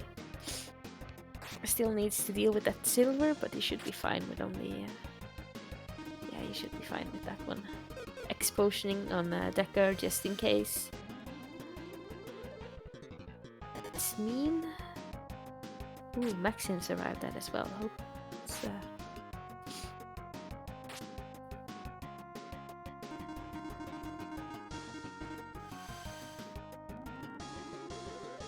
Oh yeah, that is a party room, right? Yes, it's going to be very interesting to get out of there. And on mini screen we saw a chariot, so I think we're still above floor 88. Below. Before floor 88. So she's a little bit behind the two other runners. And 15 more minutes to go. Okay, the dragons decided to break this and let Mike go. Okay. See if there's double silvers that killed wolves are nice or mean towards Eve. It's the same sprite and it's the same setup of that group. And she also misses her deadly. But her second one hits. Oh. Good. And also this dragon is nicer, it doesn't like do diamond dust even ones. He saw the pyramid dragon, it was like, okay, I'll be nice. I'm pretty sure Blaze here is intimidating our dragon. Hey.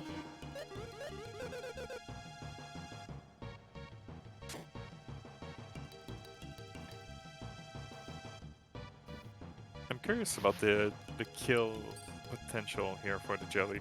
We have no Gargan Rocks, as far as I'm concerned. No Cursed Deadly Rods. Which means that we have Cancer Water Spear for Lexus, Decker Blade. I didn't see any Silver Swords. So I'm curious here. It might be really tied to the capsule monster. Yeah, and it's definitely something like the calculator people should get on, seeing what the odds are and so on. Mike is the only one with the lizard blow, right?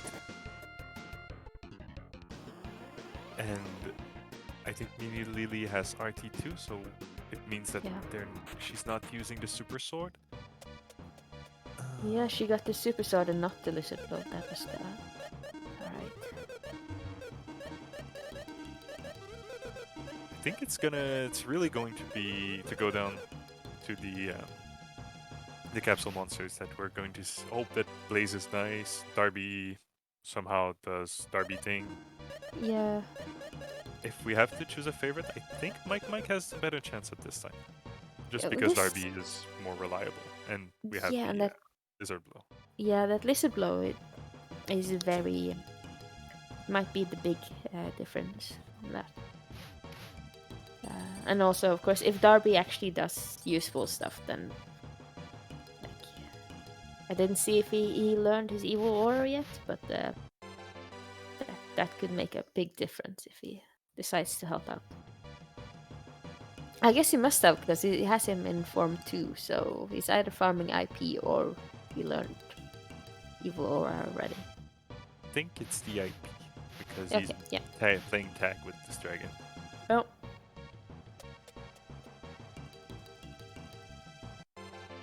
He is doing really nice in this party room. Well done. Barely any hard encounters. Just taking your time and moving around the room instead of just going through like Mike did. There This is floor 91, so Lily is getting there. Yeah.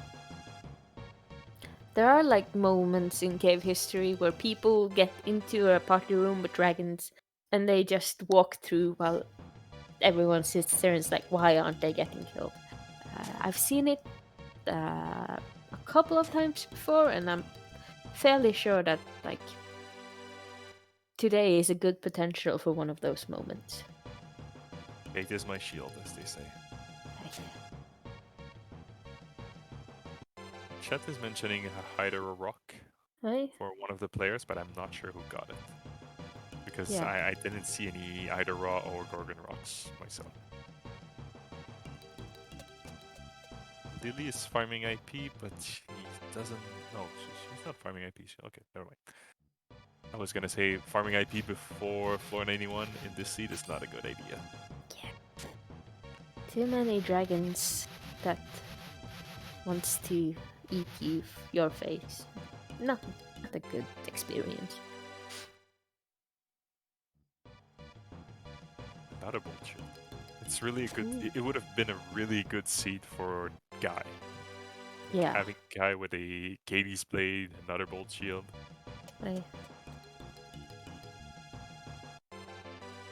But instead we get Lexus, which... And we didn't even see Lexus' full potential, I feel here. There was so many cores that we didn't use the attack hall weapons he would bring to farm farm XP. Or there was no big rooms where you had to go with Coma or the special wrenches that he used. Right. I mean, it's fun to see Lexus, but the reason why you take Lexus wasn't really highlighted here. Mike engaging a double gold. That's scary. Did he get the points to fight the gold dragon? Maybe that's what he's trying to do here. Because if you fight the gold golem, you have to fight the gold dragon. Is there a... Oh yeah, gold golem and the gold dragon. Ah, right. Yeah, that's a big pile. Nope. Yeah, when there's two of them, you should. Yeah, like a gold golem. Fine. Okay, I can. Yeah, fine. Gold dragon. Nah, I don't. No, thank you.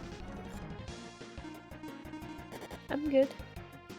Exactly. Like, if it happens because you have to go through a doorway, like, fine, but actively hunting this, it's a really dicey proposition.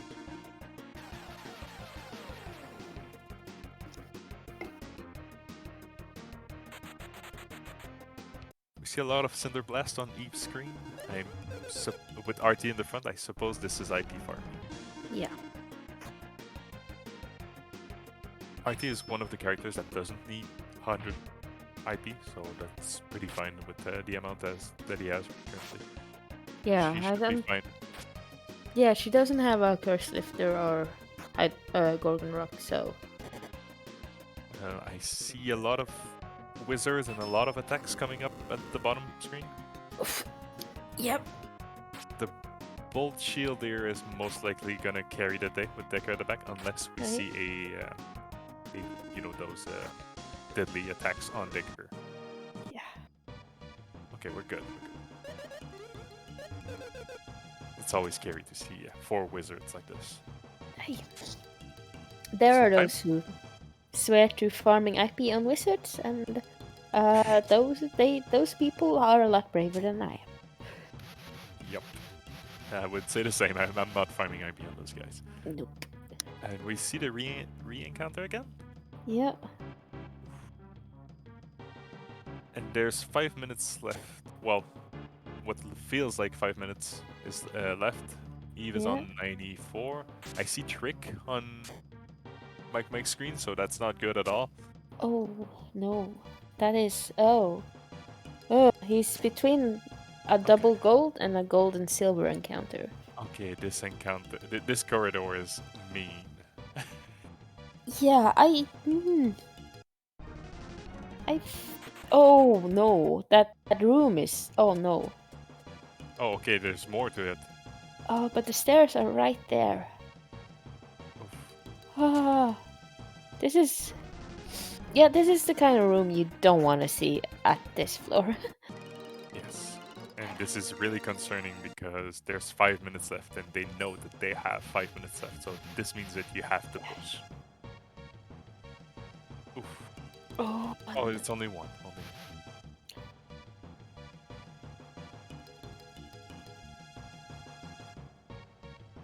Summoning chariots instead of leeches. That's pretty nice out of this wizard.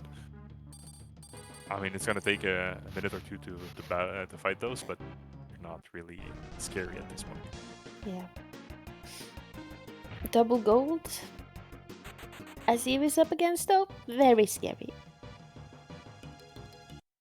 We're having some like dragon sandwiches where you are acting as the bacon, and I think as he far is as entering Yep. the room that Mike is in. Yes, that's the same encounter. That's such a bad room. Like, there's nothing good to say about this room. yeah, An RT missing, that's not good. It's a seed without smoke ball. Nothing is going well right now. We see some Stardust blow on Mike's screen. Zap. Oh, that's most likely it for Mike. yeah. Oh, that's Oof. that is unfortunate. 220 Wow. points. I think 220 is still fine, and that's the correct amount. Unless, oh, never mind. Eve just beat in and went in. That's 498.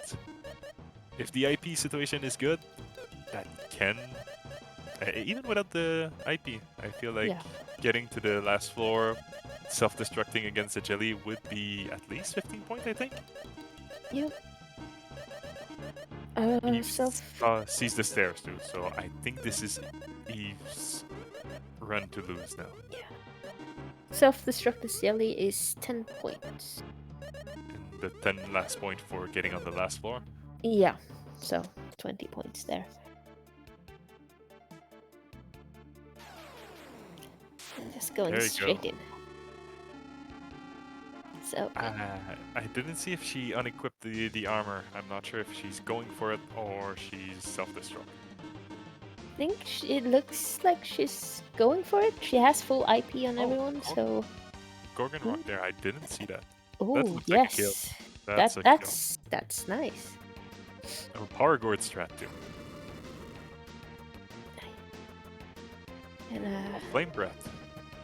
cheeky 230 HP flame breath. Let's see how it goes. Hope someone is running a calculator. I am, at least. Ooh. That's nice.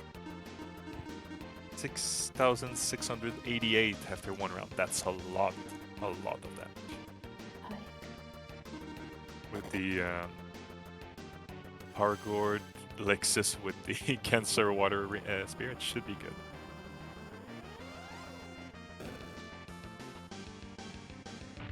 And Thunder on RT. No, Thunder on Maximus. Sorry. That should be a kill. I think we have Eve taking up the run here. Yeah.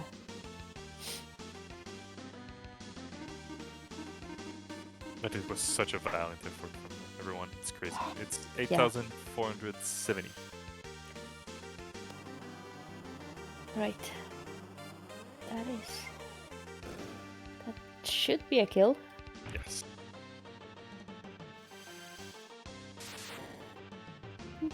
And a little cheeky ground shot. Just for good measure. There we go. And there it is. Hi. GG's. Can we get some GG's in the GG. chat? That was really, really good. Like, such an awesome race. Hi. I will leave you debrief this this run. I'll get ready because I'm running in the next one. Yeah. Thank you. So, everyone. yeah. So let's do like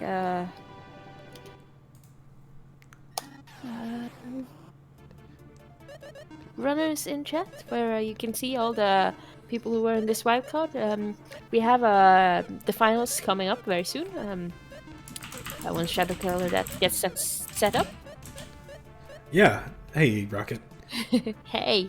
Hey, so congratulations to Eve on that wild card win. Eve stepped up and took Bamboo Shadow's place. He's having some internet issues right now, so she was next in line, so she took his place. Give us a few minutes just to make sure all the scores are right. Obviously, Eve has a commanding lead here, so probably going to be the winner no matter what. So we're going to take a quick break to set up for the next race. Have to talk to Kriegspire about a couple of things. So it may be a little bit longer, hopefully not, but we're going to shoot for about 10-15 minutes. And we'll be back here with more Fatal Blowout as soon as we can. Thank you all for sticking around, and we'll see you soon.